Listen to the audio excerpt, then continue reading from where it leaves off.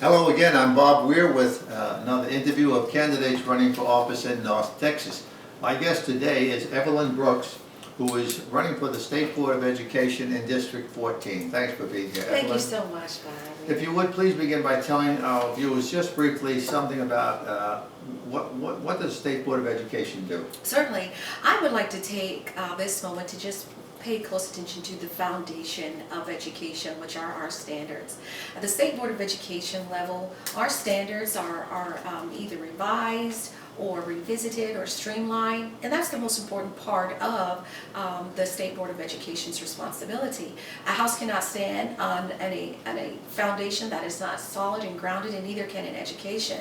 So high academic level standards, I think, is the most crucial part of the State Board of Education. Second to, or first, and second would be the textbook selection. So they do get to adopt curriculum that is recommended for all the public school children in the state of Texas, and usually it incorporates 100% of the Texas essential knowledge and skills.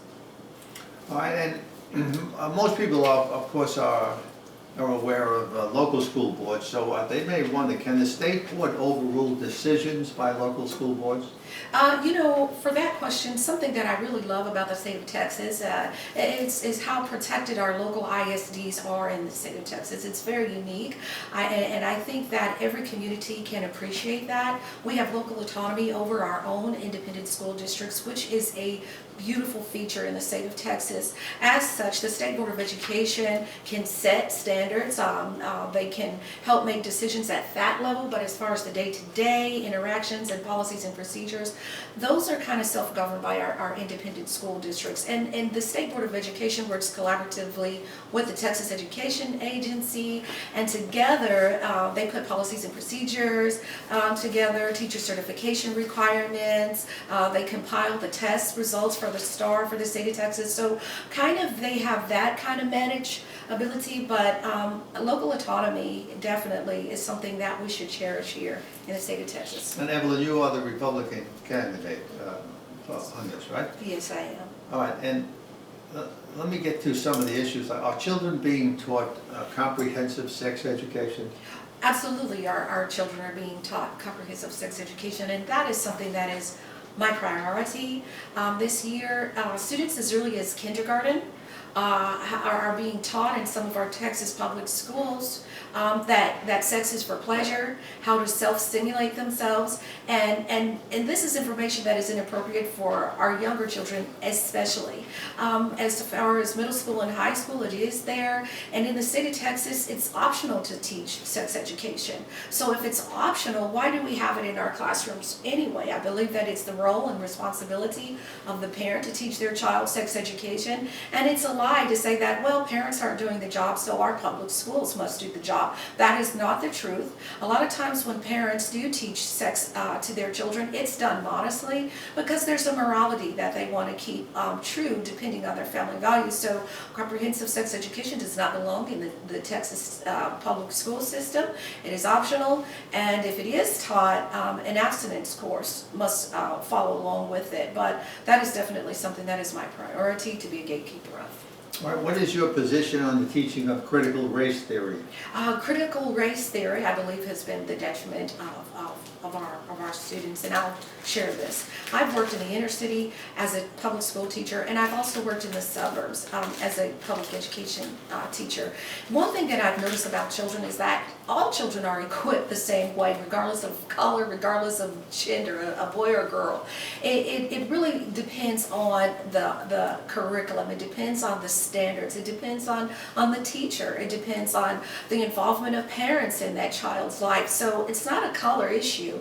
So it really hurts me to see how children are being taught that color it significantly matters as far as achievement is concerned, as far as representation is concerned. I think as Americans, we have come a very long ways. Every child is unique in their own individual way and can become anything that they really want to become. So in And to answer that question, I just stumbled upon an article, City Journal, and it's October 20th, 2022. Yes, critical race theory is being taught in schools, and here's a little bit of their research, if you don't mind. So it says they begin asking 18 to 20-year-old respondents, and 82.4% of these young people attended public schools, and they asked the students or these young people whether they have been taught in class or heard about from an adult at school each of the 6 concepts, 4 of which are central to critical race theory. And so from this data, CRT related concepts says 62% of the people polled reported either being taught in class or hearing from an adult in school that America is a systemically racist country. 69% reported being taught or hearing that white people have white privilege. 57% of the people reported being taught or hearing that white people have unconscious bias that negatively affect non-white people. And 67% reported being taught hearing that America is built on stolen land. So yes, CRT is being taught in schools, and this is definitely something that we need to take very seriously. How about your position on male transgenders competing in women's sports? You know, I am very close to this question too, because I have the privilege of starting a small school program out of my home where a lot of gymnasts, a lot of elite gymnasts were my students, and these were all young girls, and they would practice about 6 hours a day gymnastics. And I believe that it's appalling to say that biologically boys and girls are the same, because they're not. And so I'm totally against boys competing against girls in sports. It takes away a girl's opportunity for college scholarships and opportunities that belong to them.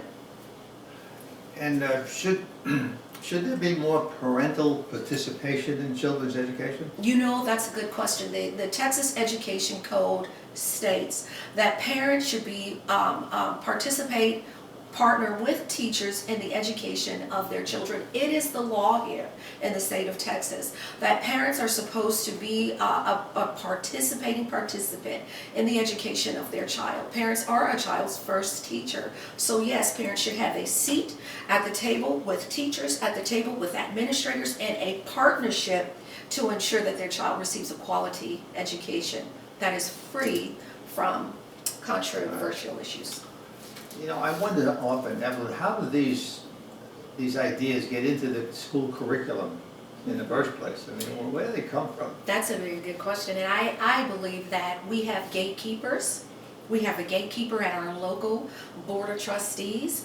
Our superintendents are to be a gatekeeper, and at the state board of education level, they are also to be a gatekeeper. So a lot of the materials that we see in our standards as well as curriculum, it was voted on by the State Board of Education at that level. A lot of these other controversial ideologies and theories have also come into our classrooms through social emotional learning, which is the dark side of social emotional learning, because through this software, you know, a child is put in front of a digital device and lessons and instruction is given to a child, and it's not something that's transparent. Teachers, parents, they don't have the opportunity to see exactly what are these many lessons that my child, is being taught, and there's a lack of that transparency. So I think it's infiltrated through our software, through our technology, as well as just not being a true gatekeeper at the top when it comes to the standards that are being taught in class. Well, we've covered a lot already, and we're already being grabbed by the clock very soon. So let me just ask you if you have anything else you'd like to add before we close. Yes, I do, and I thank you for giving me this opportunity to speak today, Bob. It's been a really true blessing to be here with you today and with everyone else who was listening to this. I received some very bad and disappointing news from my opponent, and I just wanted to set the record straight on a couple of issues. First, I am not an anti-American extremist. I actually love this country. I love it very much. I believe in the sovereignty of our children and of our nation. And so as such, I would really encourage everyone to look at my videos, go to my website, even contact me directly if you have any questions concerning this. And more information about you and also your website is on the written portion of this. So I want to thank you, Evelyn, for coming here on a cold, crisp morning. Thank you. And it was a pleasure meeting you, and good luck in the election. Thank you so much. Thank you, and thank you for watching.